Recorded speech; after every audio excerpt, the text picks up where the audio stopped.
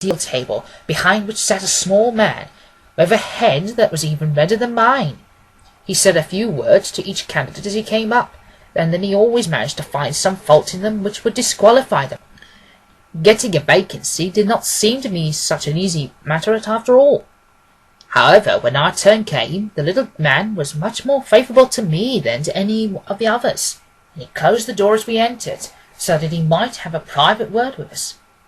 "This is Mr. Jabez Wilson," said my assistant, "and he is willing to fill a vacancy in the League." "And he is admirably suited for it," the other answered. "He has every requirement. I cannot recall when I have seen anything so fine." He took a step backwards, cocked his head on one side, and gazed my hair until I felt quite bashful. Then he plunged forward, wrung my hand, and congratulated me warmly on my success. "It would be injustice to hesitate," said he.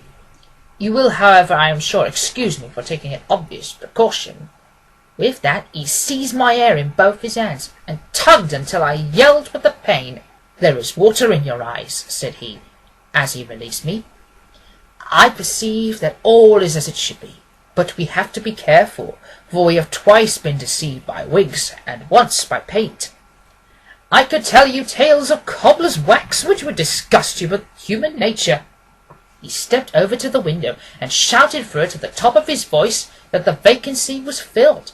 A groan of disappointment came from below, and the folk all trooped away in different directions until there was not a red head to be seen except my own and that of the manager.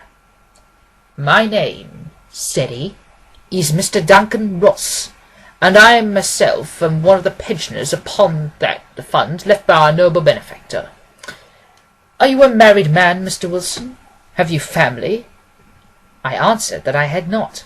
His face fell immediately. "Dear me," he said gravely, "that is very serious indeed. I am sorry to hear you say that. The fund was, of course, for the propagation and spread of the red heads as well as for their maintenance. It is exceedingly unfortunate that you should be a bachelor." My face lengthened at this, Mr. Holmes, for I thought that I was not to have the vacancy after all. But after thinking it over for a few minutes, he said that it would be all right. "In the case of another," said he, "the objection might be fatal, but we must stretch a point in favour of a man with such a head of hair as yours. When shall you be able to enter upon your new duties?" "Well, it is a little awkward, for I have a business already," said I. "Oh, never mind about that, Mr. Wilson," said Vincent Spaulding. "I shall be able to look after that for you." "What will be the hours?" I asked. 10 till 2. Now, a pawnbroker's business is mostly done of an evening, Mr. Holmes, especially Thursday and Friday evening, which was just the day before payday, so it would suit me very well to earn a little in the mornings. Besides, I knew that my assistant was a good man, and that would see anything that was turned up.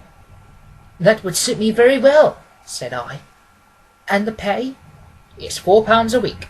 "And the work?" "It's purely nominal." "What do you call purely nominal?" "Well, you have to be in the office, or at least in the building, the whole time. If you leave, you forfeit your whole position for ever. The will is very clear upon that point. You don't comply with the conditions if you budge from the office during that time." "It's only 4 hours a day, and I should not think of leaving," said I. "No excuse will avail," said Mr. Duncan Ross. "Neither sickness, nor business, nor anything else.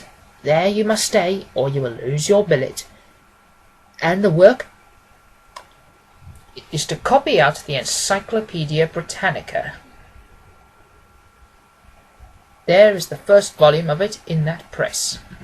You must find your own ink, pens, and blotting paper, but we provide this table and chair. Will you be ready tomorrow?" "Certainly," I answered.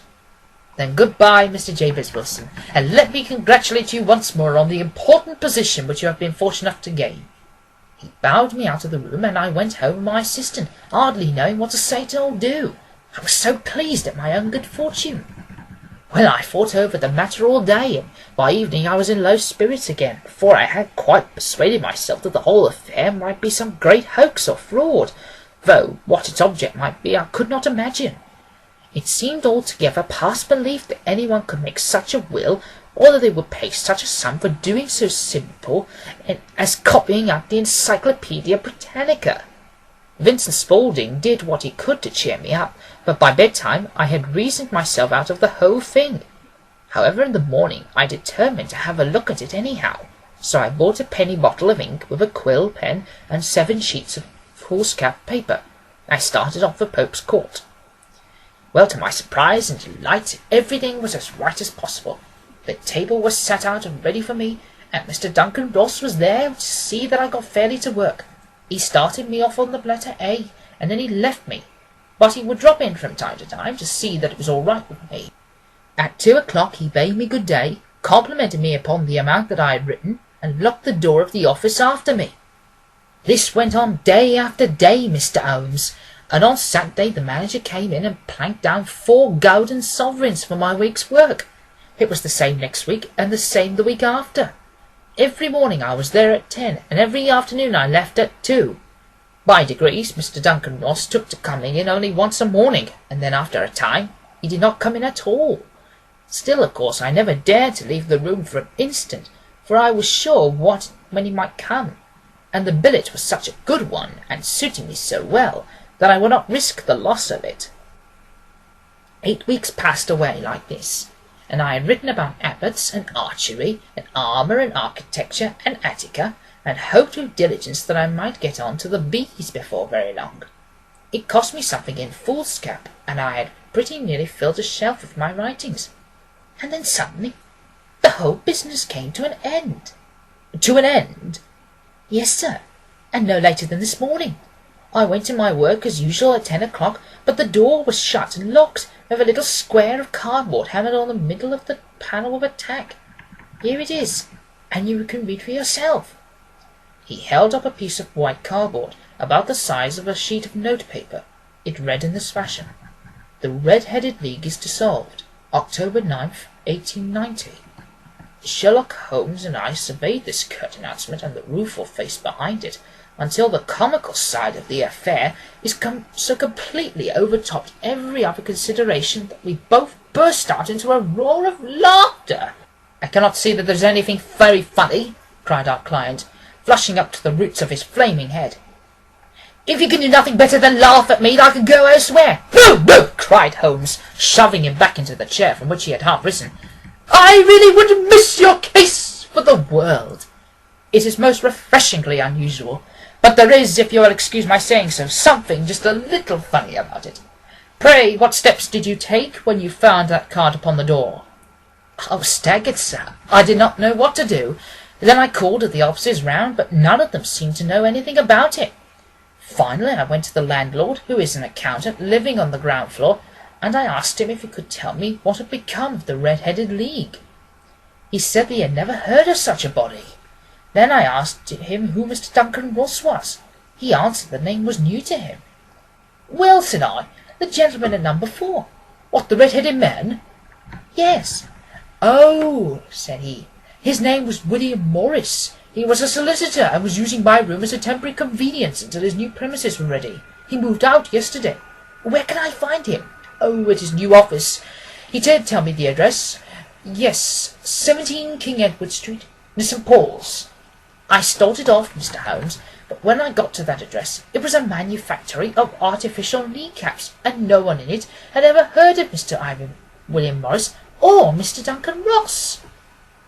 "And what did you do then?" asked Holmes. "I went home to Saxe Coburg Square and took the advice of my assistant, but he could not help me in any other way.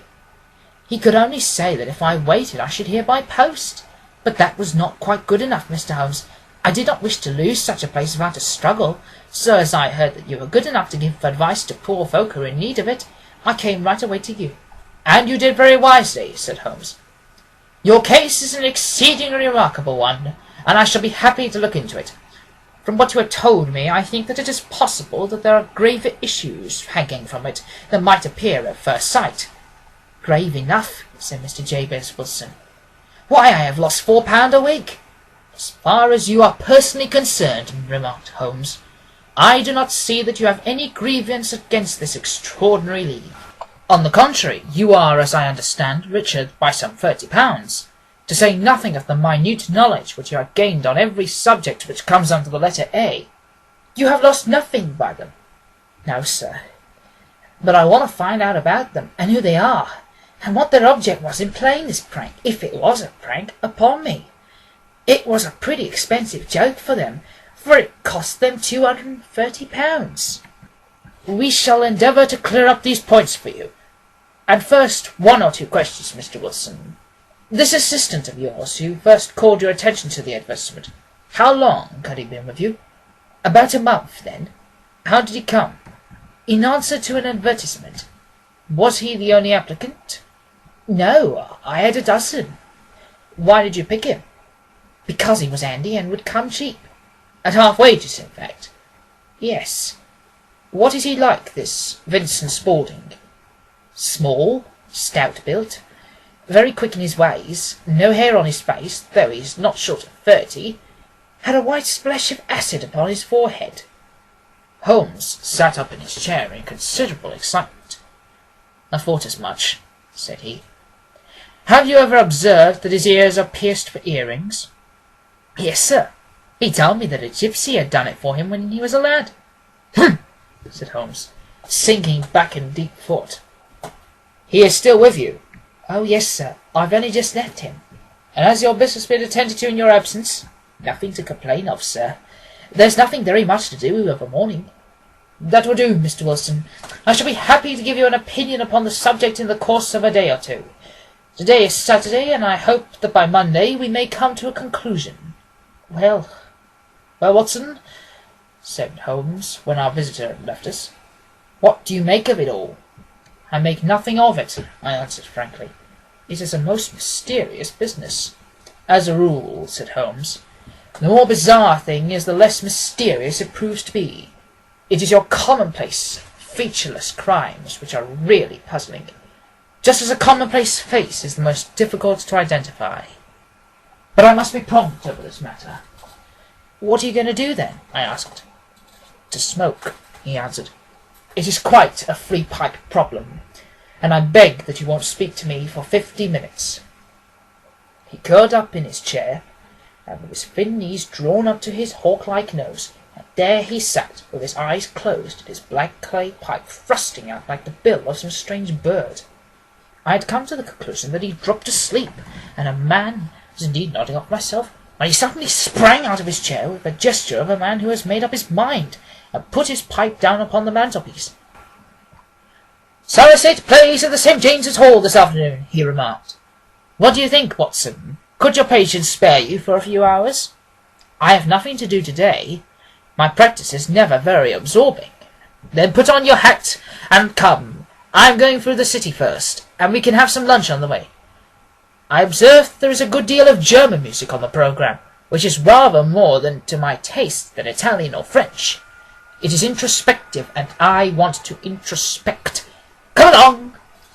We travelled by the Underground as far as Aldersgate, and a short walk took us to Saxe-Coburg Square, the scene of the singular story which we had listened to in the morning. It was a poky little shabby genteel place, where 4 lines of dingy 2-storied brick houses looked out in a small railed enclosure, where a lawn of weedy grass and a few clumps of faded laurel bushes made a hard fight against a smoke-laden and uncongenial atmosphere. 3 gilt balls on a brown board with Jabez Wilson in white letters upon a corner house announced the place where our red-headed client carried on his business. Sherlock Holmes stepped in front of it with his head on one side and looked all over, with his eyes shining brightly between puckered lids. Then he walked slowly up the street and then down again to the corner, still looking keenly at the houses. Finally he returned to the pawnbroker's, and having thumped vigorously upon the pavement with his stick 2 or 3 times, he went up to the door and knocked. It was instantly opened by a bright-looking, clean-shaven young fellow, who asked him to step in. "Thank you," said Holmes. "I only wished to ask you how would you go from here to the Strand?" "3rd right, 4th left," answered the assistant promptly, closing the door. "Smart fellow that," observed Holmes as we walked away. "He is, in my judgment, the 4th smartest man in London, and for daring I am not sure that he has not a claim to be his 3rd. I have known something of him before." "Evidently," said I.